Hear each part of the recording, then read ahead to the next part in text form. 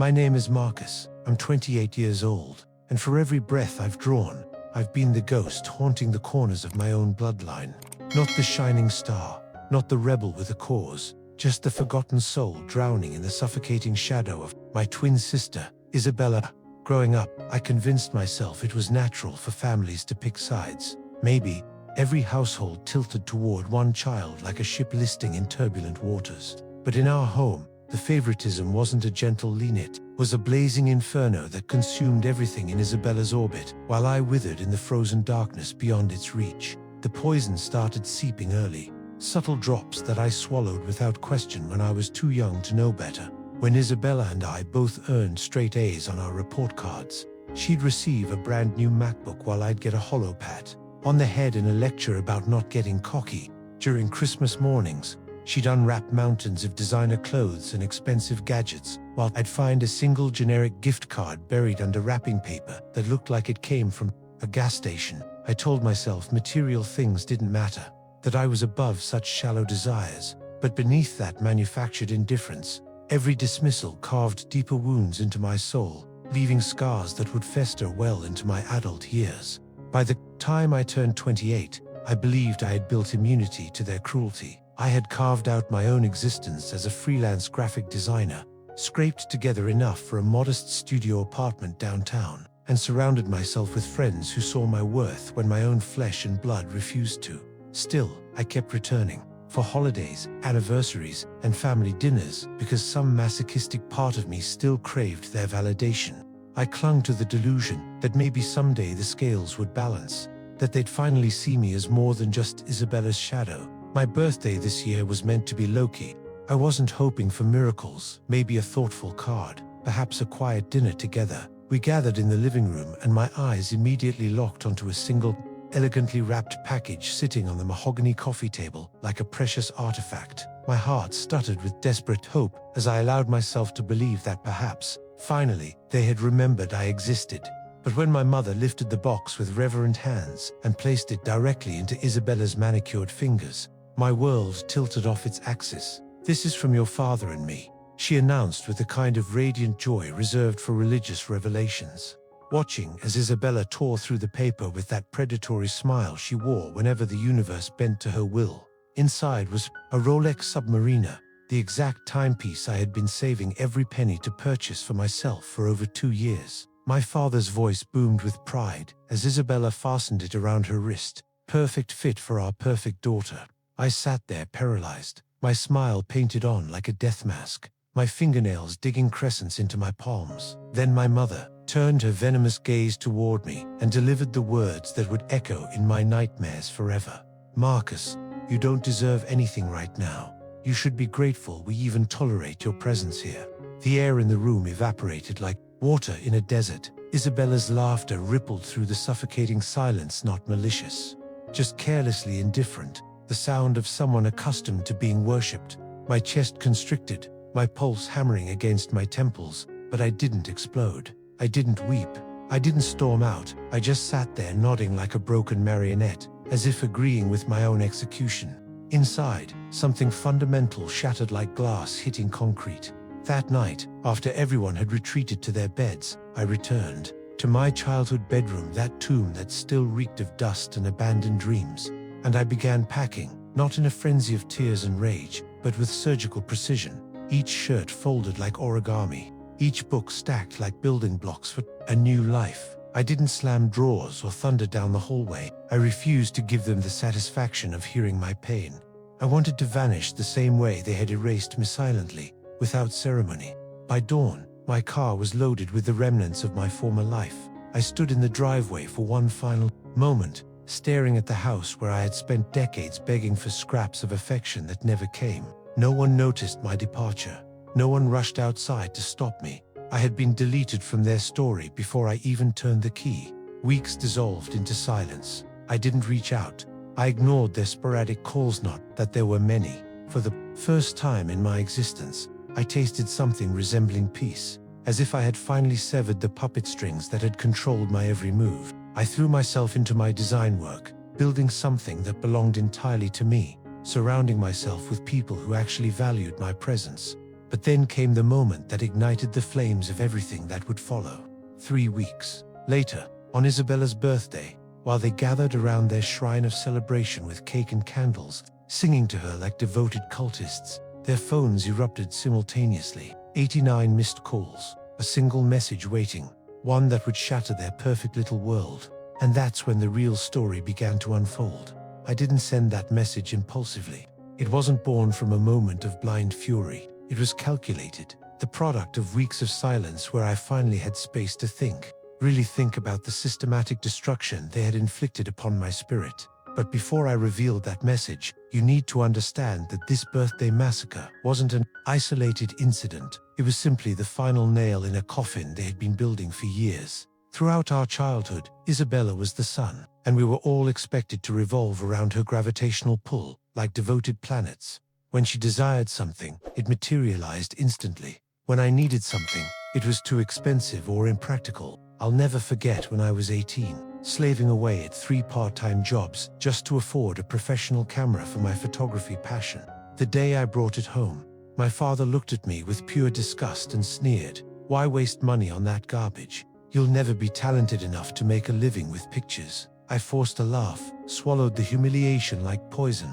But when Isabella turned 18, they surprised her with a brand new BMW convertible, candy apple red, fully loaded, sitting in the driveway with a giant bow, like something from a commercial. And when she crashed it 2 weeks later because she was texting while speeding, Dad simply shrugged and said, "Don't worry, princess, we'll get you something even better." That was their eternal pattern. When Isabella failed, it was a learning experience. When I succeeded, it was never enough. As adults, the nightmare only intensified. I remember one Thanksgiving about 6 months before my birthday apocalypse. I had splurged on an expensive bottle of wine, something I'd been saving for a special occasion. My mother glanced at it with the enthusiasm of someone examining roadkill, muttered cheap garbage under her breath, and shoved it aside like contaminated waste. Isabella waltzed in 45 minutes late, empty-handed as always, and suddenly the room illuminated like she was some kind of deity gracing us with her divine presence. She told one mediocre joke about her marketing job, and instantly she was the most charismatic woman alive. Meanwhile, when I shared news about landing my biggest client contract, something I'd worked 18 months to secure, my father's response was swift and brutal. "Don't get a big head, Marcus. They'll replace you faster than you can blink." It wasn't just neglect anymore. It was systematic annihilation, like I wasn't even a real person with feelings or accomplishments worth acknowledging. And the deeper I excavated these memories, the clearer it became that their blindness wasn't accidental. They chose to demolish me, brick by brick, year after year. After I escaped that night with my suitcase of broken dreams, I made a sacred vow to myself: never again. But silence doesn't heal infected wounds. My mother would periodically text me these casual little reminders, messages like "Family barbecue Saturday, don't be late," as if nothing catastrophic had occurred. No acknowledgement of their birthday, cruelty, no apology. Once she even sent me a photograph of Isabella modeling the Rolex with the caption, "Doesn't she look absolutely stunning?" It was like they derived sadistic pleasure from reminding me of my worthlessness. Then there was my father. He called me one evening after I'd been gone for 3 weeks, his tone sharp as broken glass. "Your mother's worried sick that you're ignoring us. Stop being so damn dramatic, Marcus. You've always been too sensitive. Isabella didn't mean anything by it. You should be proud of her success. She's bringing honor to this family." Proud. That word felt like acid in my veins. It was always about Isabella. Her promotions, her new penthouse, her successful boyfriend, her bright future. I could have discovered the cure for cancer, and they'd still tell me I was standing in Isabella's shadow. The psychological warfare escalated when they weaponized guilt like a nuclear bomb. My mother called me one night while I was working late on a crucial project, her voice dripping with manufactured sorrow. "You know, Marcus, you're tearing this family apart with your selfishness. Isabella cries about you every day. We all miss you desperately. Don't let pride destroy everything we've built." I remained silent, but internally I was screaming, "Pride." They actually believed this was about pride. But then their manipulation took a more sinister turn. My father ambushed me at my apartment one afternoon. No warning call, no polite knock, he barged in like he still owned pieces of my soul. He surveyed my modest space with obvious contempt and delivered his verdict. "So this is where you've been hiding like a coward. Do you honestly think you can just cut us out of your life? Family is everything, Marcus. Don't forget who gave you every opportunity you've ever had. Every opportunity." Those words ricocheted through my skull like bullets. Did they genuinely believe they had given me anything? I thought of every sleepless night I'd spent studying alone while they celebrated Isabella's mediocre achievements. Every job I'd worked to pay my own expenses while they funded her luxury lifestyle. Every insult disguised as tough love. They hadn't given me opportunities. They had stolen them and handed them to Isabella on a silver platter. And throughout this entire psychological siege, Isabella remained a ghost. She never reached out, never apologized, never even pretended to wonder why I'd vanished. Instead, I'd see her in social media posts, living her pampered existence while basking in the adoration I'd been denied. In one particularly devastating photo, she was cutting into a cake while my parents applauded like she'd just won the Nobel Prize. It wasn't even her birthday. It was mine. That moment of realization hit me like lightning. My family hadn't just chosen Isabella over me. They had erased me from existence entirely. And if they wanted to delete me from their narrative, I was going to rewrite the ending myself. Which brings me back to that night, Isabella's birthday celebration. The candles were lit, casting dancing shadows on their faces. The singing had begun, off-key and sickeningly sweet. And for a moment, they were drowning in their perfect little fantasy world once again. But then their phones exploded. First one, then another, then all of them, in rapid succession. Notifications cascading like an avalanche. 89 missed calls in total. And buried in that digital chaos, a message they never saw coming. That was the moment the balance of power began to shift forever. The night of Isabella's birthday should have been irrelevant to my existence.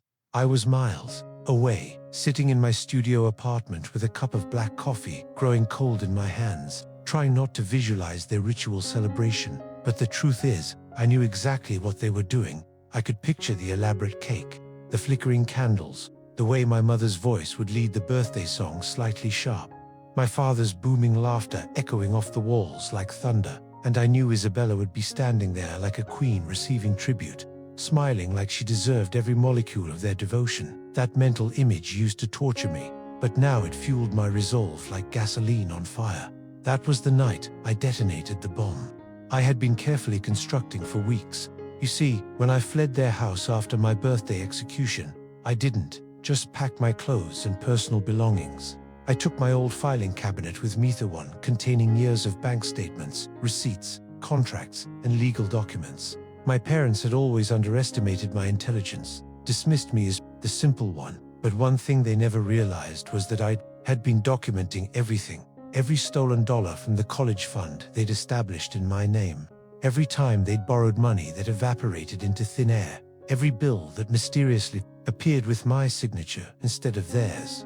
When I was 21, my father had pressured me into co-signing a massive loan for what he claimed was family emergency expenses. I was too naive then to understand that he had structured the entire debt to fall squarely on my shoulders while Isabella enjoyed the luxury car that loan had actually purchased.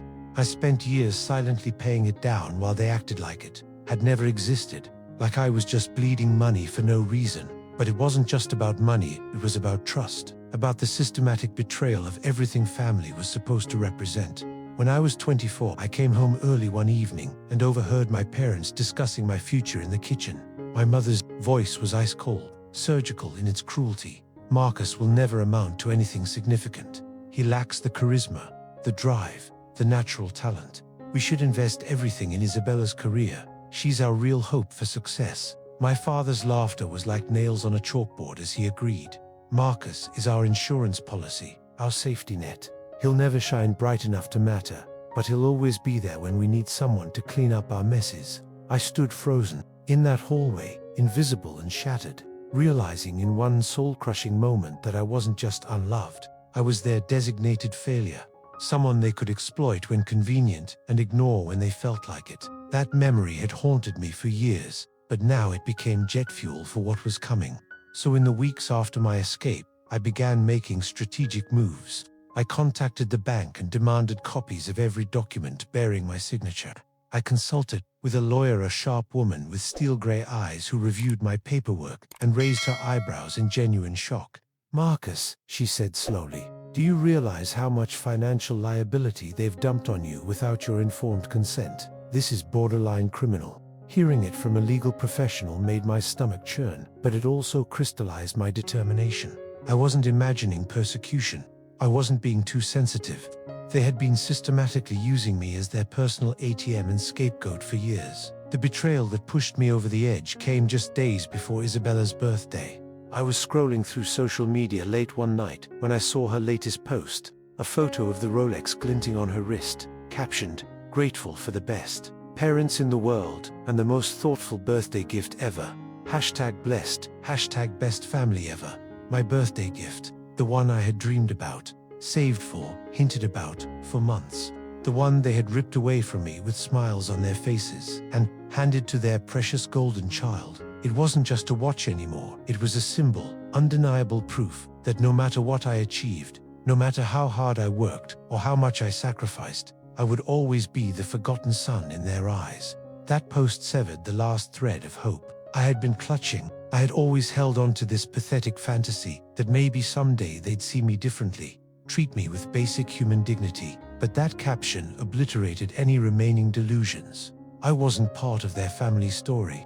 Not really. I was a prop, a name on legal documents, someone to exploit when useful and dismiss when inconvenient.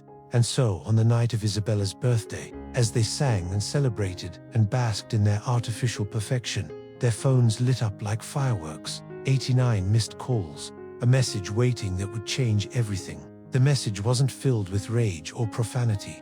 It wasn't a manifesto. It was 3 simple words: cold as winter morning, check your accounts. Within minutes, I knew their celebration had curdled like spoiled milk, because while they were busy slicing cake and singing songs, the financial foundation they had been standing on for years was being systematically destroyed beneath their feet. But the money was only the opening move, because the real devastation, the blow they never saw coming, wasn't just financial.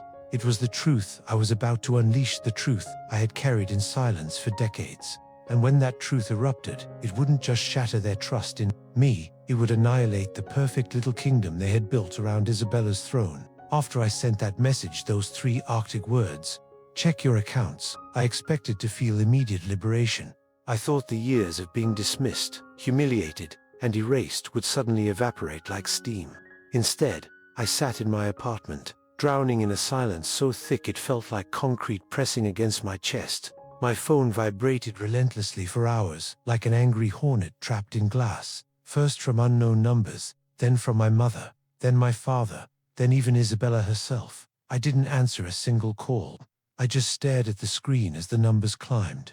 15, 35, 60, 89. I flipped the phone face down and let it buzz against the table until the battery died like a wounded animal. But revenge isn't clean. It's not a light switch you flip to instantly illuminate your life. It's messy, complicated, and it drags pieces of your soul into the darkness with it. For the next several days, sleep became a stranger. Every time I closed my eyes, I was transported back to those dinner tables where I pushed food around my plate, while Isabella regaled everyone with stories that made them laugh until their sides ached, while I might as well have been furniture. My father's voice echoing through time, telling me I'd never be good enough for anything. My mother's sighs whenever I dared to speak, like my words were physical burdens she had to carry. I had convinced myself that finally standing up would set me free. But freedom has a cruel way of feeling like emptiness when you've been imprisoned for so long. Then the storm arrived. My parents didn't just call, they invaded. It was a Thursday evening when someone began pounding on my apartment door like they were trying to break it down. I didn't move from my couch. I just sat there, heart hammering like a war drum, as my mother's voice sliced through the hallway like a blade. "Marcus, open this door right now. What have you done to us? Do you have any idea what position you've put this family in?" My father's voice followed, lower but infinitely more dangerous. "You're going to regret this, boy. Family isn't something you just walk away from. We made you, and we can destroy you." I didn't respond. I couldn't trust my voice not to crack. I waited until their voices faded, until the sound of their car pulling away finally left the night. Peaceful again, but something about their rage lingered in the air. like smoke after a house fire. I realized then that for the first time in my entire life, they weren't dismissing me as irrelevant, they were afraid of me. And strangely, that fear made me feel both incredibly powerful and utterly isolated. The loneliness carved deeper wounds than I had anticipated. My friends noticed the change to Dot. One evening I was having drinks with Jake, a guy I'd known since art school, and he leaned across the table with concern etched on his face. "Dude, are you okay? You've been like a different person lately." Distant, I wanted to spill everything. But how do you explain decades of invisible scars to someone who hasn't lived in that hell? I just shrugged, mumbled something about work stress, and steered the conversation elsewhere. Inside, though, I was unraveling like a cheap sweater. Work became another kind of torture. My concentration scattered like leaves in the wind. My usually sharp focus dulled to nothing. My biggest client pulled me aside after a disastrous presentation and said, "Marcus, you're usually lit. What's happening with you?" I didn't have an answer. How could I explain that while my colleagues were stressed about deadlines and budgets? I was stuck replaying the sound of my father calling me worthless, the way my mother's eyes went dead. Whenever I tried to share good news about my life, the breaking point came one night when I stood in front of my bathroom mirror, brushing my teeth, and barely recognized the hollow-eyed stranger staring back. My face was gaunt, my shoulders hunched like I was carrying invisible weights. For a moment, I wondered if they had been right all along, if I really was just the background character in my own story, destined to fade into irrelevance. But then something shifted inside me. It was subtle, like the first crack of dawn after the longest night. I realized that for the first time in my existence, I wasn't chained to their approval. They could hate me, call me ungrateful, call me vindictive, but their opinions had lost all power over me. I had broken free from the script they'd written for my life. And that meant I could start writing my own story. So I began planning. Not grand schemes of elaborate revenge, at least not yet. Just small, deliberate steps toward reclaiming my identity. I started documenting everything with obsessive precision. Every loan, every account, every moment I had evidence of being used as their financial scapegoat. I bought new filing cabinets and organized everything with military precision, like a general preparing for war. It wasn't about immediate retaliation. It was about making sure that when the moment came, I wouldn't hesitate. I also began withdrawing more deliberately. When my parents texted, I left them on read. When they showed up unannounced, I didn't answer the door. Isabella tried once, leaving a voicemail that sounded almost sincere. "Marcus, I don't understand what's happening, but you don't have to do this. Just call me back, okay? We can talk." I stared at that message for a long time. Maybe part of her meant it. But then I remembered the photo of the Rolex. That smug caption. The years of her standing silently while I was systematically erased from family photos and conversations. No, Isabella wasn't innocent. She was complicit in her silence. Every day felt like walking a tightrope between despair and determination. I had moments where I wanted to surrender, to crawl back and apologize just to feel like I belonged somewhere again. But then I'd open my filing cabinets, run my fingers over the documents proving their betrayal, and remind myself they had chosen this path. They had decided to use me, abuse me, and discard me. And as I slowly rebuilt myself from the ashes of their destruction, I began to see a new horizon. I didn't just want to escape their shadow anymore. I wanted to rise so high that they would choke on their own words when they saw me again. But before that ascension, I had to survive the fall. And the fall was far from over. The weeks after hitting rock bottom were among the most grueling of my existence. But slowly, almost imperceptibly, the tide began to turn. It started with small choices that didn't seem revolutionary at first, but accumulated into something transformative. I forced myself to run every morning, even when my body screamed in protest and my mind begged me to stay buried under blankets. At first, I could barely manage half a mile without collapsing. But gradually, I found myself running farther, faster, stronger. Every drop of sweat felt like I was purging years of accumulated poison, years of carrying their contempt in my bones. I threw myself into my work with laser focus, but this time with a different energy. Instead of letting their voices echo in my head, telling me I wasn't enough, I drowned them out with results that spoke louder than their lies. I stayed late at my studio, not out of desperation, but because I wanted to prove to myself what I was capable of when I wasn't dragging their baggage behind me like chains. My design projects started getting serious attention. My biggest client called me one Friday afternoon and said, "Marcus, your work has been exceptional lately. I'm considering you for creative director on our next major campaign." Those words ignited something fierce inside me. For the first time, someone recognized me not as Isabella's shadow, not as the family disappointment, but as someone worthy of leading. The transformation didn't stop there. The lawyer I'd been working with kept in regular contact, helping me navigate legal complexities I never would have understood alone. "Marcus," she said during one call, "this isn't just about protecting yourself anymore. With the documentation you've gathered, you can build real leverage, serious leverage." That word echoed in my mind for days like a mantra. Leverage. I started networking aggressively, reaching out to contacts and colleagues I had previously overlooked. Jake introduced me to a small group of entrepreneurs who met weekly at an upscale coffee shop downtown.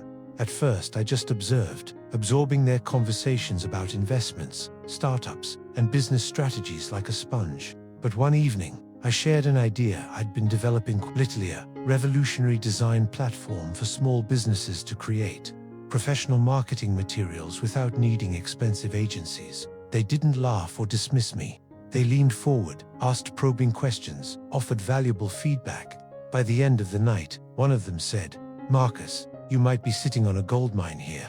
That was the first time I realized I didn't just have to rise above their expectations. I could build something entirely beyond their comprehension. Money, which had always been a weapon they used against me, started flowing in my direction. I'd been saving aggressively, and with my lawyer's help, I discovered accounts my parents had tied to my name that I had legal grounds to reclaim. It wasn't an instant fortune, but it was enough to breathe freely, to invest in myself instead of constantly bleeding resources into their bottomless pit of demands. But meanwhile, the silence from my family grew heavier and more ominous. My parents stopped ambushing my apartment, though their messages still arrived in waves, manipulative one day, threatening the next. "You're destroying everything we've built. Why are you punishing us like this? Family is sacred, Marcus. And then, you'll regret turning your back on the people who made you. We own you." I stopped reading their poison. I stopped letting their words burrow under my skin like parasites. Isabella, however, was different. She reached out multiple times, her tone softer, almost pleading. "Marcus, I don't understand what's happening. You've always been my brother. Why are you doing this now? We're family." The first time, I almost responded, but then I remembered every birthday where she accepted gifts that should have been mine. Every family photo where I was cropped out or pushed to the side. Every moment, she stood silently while they systematically demolished her silence all those years screamed louder than any words she could offer now. As the months passed, the contrast between my old life and my new existence became stark and undeniable. I was running every morning, leading major projects at work, sketching plans for my startup every night, and for the first time in my life, I wasn't suffocating under the weight of their constant disapproval. I was free, and with that freedom came something I'd never possessed before: control. Control over my decisions, control over my future, control over the narrative they had tried to write for me. And the more I built myself up, the clearer it became that my rise wasn't just about personal success anymore. It was about power. Power they never imagined I could possess. Power they would never see coming until it was too late. Because when the time was right, I wasn't just going to walk back into their world. I was going to flip it upside down and watch it burn. The rise was steady and intoxicating, but what came next was the turning point that changed everything forever.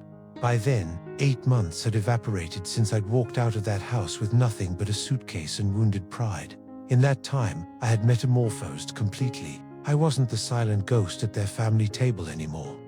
I was someone with momentum, someone with purpose, someone with deadly intent.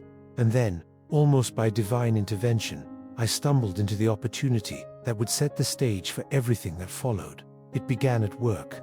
After months of grinding and proving myself, the creative director position my client had hinted at finally materialized. I was given oversight of a substantial team for a high-profile campaign, one with serious visibility and industry impact. It wasn't just about the title or the substantial pay increase, though those were satisfying. It was about credibility, about respect. Suddenly, my name carried weight in circles I'd never been allowed to enter before. Meetings where I used to sit invisible in corners were now meetings where people hung on my every word, where my opinion could make or break million decisions. Every "what do you think, Marcus?" chiseled away at years of being silenced and dismissed at home. But what made the position truly powerful wasn't just the role itself, it was the access it provided.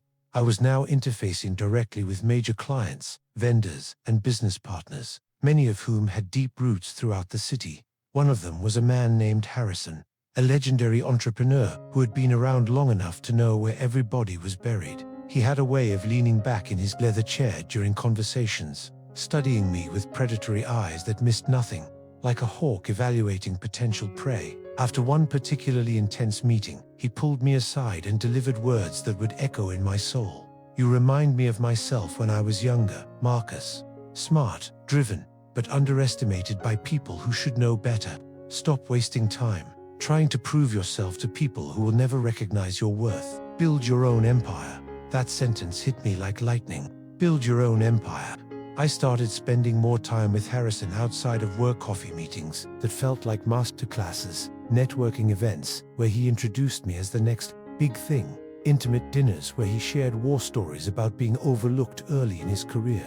One evening, after I'd pitched my design platform idea, he tapped his manicured finger against the mahogany table and said, "Marcus, you've got something revolutionary there, and I know investors who'd be very interested in backing you if you're serious about changing the game." That was the first spark of something bigger than just escaping my family's shadow. It was the beginning of building a future they could never touch, never taint, never destroy. But the real ammunition for my revenge came in the most unexpected way possible. While digging deeper into my financial history with my lawyer, we uncovered something extraordinary. Records tied not just to me, but to Isabella as well. My parents, in their endless favoritism and sloppy arrogance, had made crucial mistakes. They had opened joint accounts years ago, ones that technically listed both Isabella and me as legal beneficiaries, when we were minors. But here's the beautiful irony. Even after we became adults, they had kept my name attached to significant assets and accounts that Isabella was now draining freely, assuming everything belonged to her by divine right. My lawyer leaned back in her chair when she showed me the paperwork, a predatory smile spreading across her face. "They've built their little kingdom on quicksand, Marcus, and you're holding the detonator." For the first time in my entire existence, I wasn't the one grasping for scraps. I was holding all the cards, controlling the game board, dictating the rules of engagement. The realization both thrilled and terrified me in equal measure. With a few strategic signatures, with the right calculated moves, I could obliterate everything they had built. Not just my parents' comfortable life, but Isabella's pampered existence too. But I didn't rush like an amateur.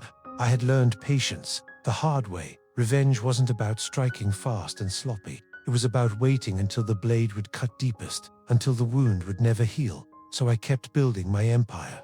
I poured more resources into my startup idea, secured Harrison's mentorship and connections, and slowly cultivated a powerful circle of allies who respected me for my vision and talent, not for my family name or lack thereof. I ran every morning until my body became a weapon, sharpened my mind until it cut like a razor, and reminded myself daily of the most important lesson I'd learned. Patience is power. Then one night, I overheard something that confirmed it was time to prepare for war. I was at an industry networking event, making connections and building my empire, when I heard a mutual contact mention Isabella's name in passing. "Isabella," they said with a knowing laugh. "Oh yeah, she's always at those expensive galas downtown. Loves flashing money around like she's some kind of heiress. Can't manage her finances worth a damn though. Burns through cash faster than it comes in." That revelation struck me like divine intervention. My sister was out there living recklessly, flaunting wealth that wasn't entirely hers, built on accounts and assets tied partially to my name. She thought she was untouchable, still wearing the golden crown my parents had placed on her head. But crowns built on stolen foundations don't last forever. I walked home that night with an eerie calm settling over me like morning mist. My parents had spent my entire life teaching me that I was powerless, that I was nothing more than a disappointment, a backup plan, a forgotten shadow dancing around their golden child. But now I wasn't just rising above their expectations. I was standing in a position where, with the right pressure applied at the perfect moment, I could flip their entire world upside down and watch it shatter into a million irreparable pieces. And I knew exactly how to do it. Revenge wasn't fire and fury. It wasn't explosive rage meant to burn everything in a single moment. It was ice water running through veins, deliberate and calculated, spreading slowly through their lives like poison until it reached their hearts. By the time I finally made my move, I wasn't trembling with anger anymore. I was calm, almost eerily serene, because I knew exactly what was coming and they remained blissfully ignorant. The first strike was surgical precision disguised as paperwork. With my lawyer's expert guidance, I initiated the legal transfer of those joint accounts, the very ones my parents had carelessly left in my name. While funneling the benefits toward Isabella's extravagant lifestyle, they had assumed I would never look closely, never realized that the fine print made me a legal Kona with significant rights. But the law doesn't care about assumptions or favoritism. With the right signatures, the proper filings, and legal documentation, the accounts shifted completely under my control. It wasn't theft, it wasn't manipulation or fraud. It was reclaiming what had always legally belonged to me. By the time Isabella tried to swipe her platinum card for another shopping spree or expensive dinner, the funds were already locked down tight and redirected toward my growing empire. I imagined the look of confusion melting into panic on her perfect face when the transaction was declined. The frantic phone call to Mummy and Daddy, the desperate scrambling to understand how their golden goose had suddenly stopped laying eggs. The thought almost made me smile, but that was only the appetizer. The second strike was strategic exposure. I had been hoarding evidence for years, stuffing every document into those filing cabinets, like ammunition for a war I knew would eventually come. Proof of loans fraudulently shifted onto my credit, proof of financial negligence, proof of systematic exploitation that painted a very different picture of the perfect family. They presented to the world, with Harrison's extensive network of connections. I didn't need to shout about their crimes on social media or stage some melodramatic public confrontation. All it took was strategically sharing those records with the right people. People my parents had spent years desperately trying to impress in their social circles. Business associates, church members, country club friends, even some extended relatives who had always suspected something rotten beneath their polished veneer. It was elegant in its subtlety.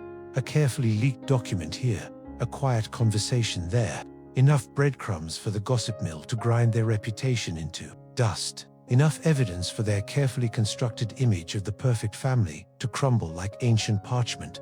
And then came the third strikes, the one that would drive the knife deepest into their hearts. Remember, my design platform startup, with Harrison's guidance and mentorship, plus the backing of my entrepreneur network, it exploded into something extraordinary.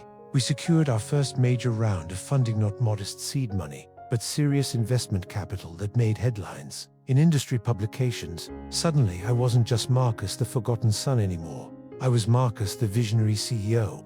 The name being whispered in boardrooms and featured on panels at major conferences.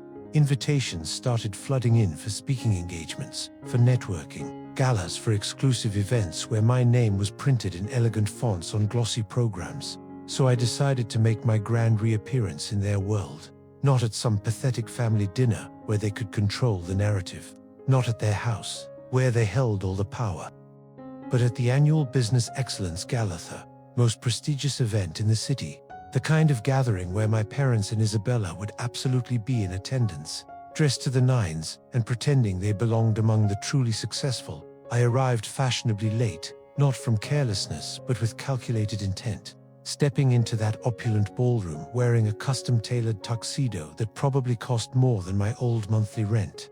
Not flashy or gaudy, but commanding respect with every thread. Conversations paused as industry leaders recognized me not as the family disappointment, but as the rising star they'd been reading about in business journals. I spotted them before they noticed me, like a predator studying prey. My mother, laughing too loudly at some executive's mediocre joke, desperate to seem important. My father holding court near the premium bar, gesturing expansively as if he owned the room. Isabella gliding through the crowd in a designer gown that probably cost more than most people's cars. Her smile radiant with the confidence of someone who had never faced real consequences. And then they saw me. My mother's laughter died in her throat like a strangled bird. My father's whiskey glass froze halfway to his lips. Isabella blinked rapidly, as if she was seeing a ghost materialize from her guilty conscience. For a heartbeat, none of them moved, the shock paralyzing them like deer in headlights. Then, almost reflexively, they tried to recover their composure, forcing smiles back onto their faces like actors, remembering their lines, opening their arms, as if nothing catastrophic had ever happened between us. "Marcus," my father boomed, his voice carrying just a little too much desperation. "Son, there you are. We've been wondering when I didn't let him finish his performance." I simply smiled with Arctic calm and delivered the words that would haunt their nightmares. "You might want to check your accounts." The color drained from his face like water from a broken dam. My mother's champagne flute trembled in her grasp, her knuckles white as bone. Isabella immediately pulled out her phone with the urgency of someone whose world was collapsing, swiping frantically at her banking app like it might save her life. When she saw the balance, or rather the complete absence of Woon, I watched her expression crumble in real time. Confusion morphing into panic, panic transforming into rage. She couldn't direct anywhere because she didn't understand what had hit her. I didn't need to raise my voice or create a scene. All I had to do was exist in that moment, untouchable, standing on ground they never believed I could claim. The whispers around the room did the rest of the work for me. People were already murmuring about the financial irregularities, about the loans and the favoritism and the years of exploitation that were now public knowledge. My family's perfect mask was disintegrating right there in real time, and I didn't have to lift a finger. That was the exquisite beauty of true revenge. It wasn't loud or chaotic or desperate. It was standing there with complete serenity, while the empire they built on my broken back collapsed around them like a house of cards in a hurricane. But this was only the beginning of their complete annihilation. The silence that followed my words, "You might want to check your accounts," stretched like a chasm opening beneath their feet. My father's jaw clenched so hard I thought his teeth might shatter, his legendary voice finally failing him for the first time in my memory. My mother's eyes darted around the ballroom like a cornered animal, realizing that the whispers weren't just background noise anymore. They were focused, curious, predatory stares from people who had always suspected something wasn't quite right with the perfect family image. And Isabella looked at her phone screen like it had personally betrayed her, swiping and refreshing as if the numbers would magically change if she just believed hard enough. "Marcus," my father finally managed through gritted teeth, his voice barely above a whisper but loaded with enough venom to kill. "What have you done?" But before I could even respond, Harrison appeared at my side like a guardian angel, extending his hand with genuine warmth and respect. "Marcus, excellent work on the Richardson campaign. The results exceeded everyone's expectations. You're going to revolutionize this industry." He didn't even acknowledge my family's existence. To him, to everyone who mattered in that room, they were just background noise, irrelevant shadows clinging to my spotlight. That moment crystallized everything perfectly. The contrast couldn't have been more brutally recognized, celebrated, elevated to heights they could never reach, while they stood exposed, crumbling, their carefully constructed lies unraveling. In public, thought in the days and weeks that followed, the fallout spread like wildfire through gasoline. My parents' reputation, meticulously crafted over decades of social climbing and fake perfection, collapsed under the crushing weight of documented truth. The leaked financial records circulated farther and wider than I had ever imagined possible, reaching not just their immediate social circle, but extended family members who had believed their golden child mythology for years. My aunt called me one evening, her voice thick with genuine remorse. "Marcus, we never knew the extent of what they were doing to you. We should have seen through their lies sooner. We failed you." Isabella's world imploded even more spectacularly than theirs. The reckless spending, the mountain of debt hidden behind designer clothes and charming smiles, the accounts that were suddenly beyond her reach, everything came crashing down like an avalanche. The friends who had been drawn to her, wealth like moths to a flame, scattered the moment the money dried up. Her boyfriend, who had been planning to propose based purely on her family's perceived financial stability, deleted her from his life so completely it was like she had never existed. Her social media presence, once filled with luxury vacation photos and expensive restaurant check-ins, went silent as her lifestyle crumbled. And my parents, they tried desperately to salvage some semblance of control from the wreckage. My mother called me repeatedly, her voice fluctuating between tears and rage. "Marcus, we never meant to hurt you. Everything we did was for the family. We love you." We've always loved you. Can't you see that?" But I could hear the desperation beneath her words. Not love, but terror. Terror of losing everything they had built on my broken foundation. My father left one final voicemail, his voice sharp with the bitterness of a man who had lost everything. "You've destroyed us, Marcus. Do you understand that? You've annihilated this family with your selfishness. I hope you're satisfied." But he was wrong. Catastrophically wrong. They had destroyed themselves years ago when they decided to systematically drain my life force to fuel Isabella's pampered existence. All I had done was stop carrying their weight, stop enabling their cruelty, stop pretending their abuse was normal family dynamics. For the first time in my existence, I felt no guilt, no shame, no desire to apologize for their consequences. I felt free, completely, utterly free. Weeks later, I was invited to deliver the keynote speech at the Regional Entrepreneurs Summit. Standing on that stage, looking out at hundreds of faces hanging on my every word, I realized this was the moment I had unconsciously dreamed of my entire life. Not applause or adoration, but respect. The kind of deep-earned respect my family had denied me since birth. As I delivered my speech about rising from adversity and building something meaningful from nothing, I caught a glimpse of the back of the auditorium. My parents weren't there. Isabella wasn't there. They wouldn't be anywhere near this level of success, this caliber of achievement. Their world had contracted to the size of their remaining dignity, which wasn't much. I left that stage to thunderous applause, not desperate or hollow, but genuine appreciation for value I had created entirely on my own. And for the first time in my 28 years on this planet, I truly believed the applause was meant for me.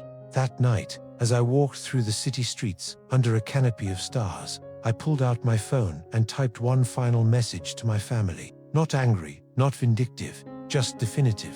I didn't destroy this family. I simply stopped letting you destroy me. Don't contact me again. I hit send, slipped the phone into my pocket, and kept walking forward into a future they would never be able to touch, taint, or take away from me. The golden child had fallen. The forgotten sun had risen. And the scales of justice, after years of imbalance, had finally found their equilibrium.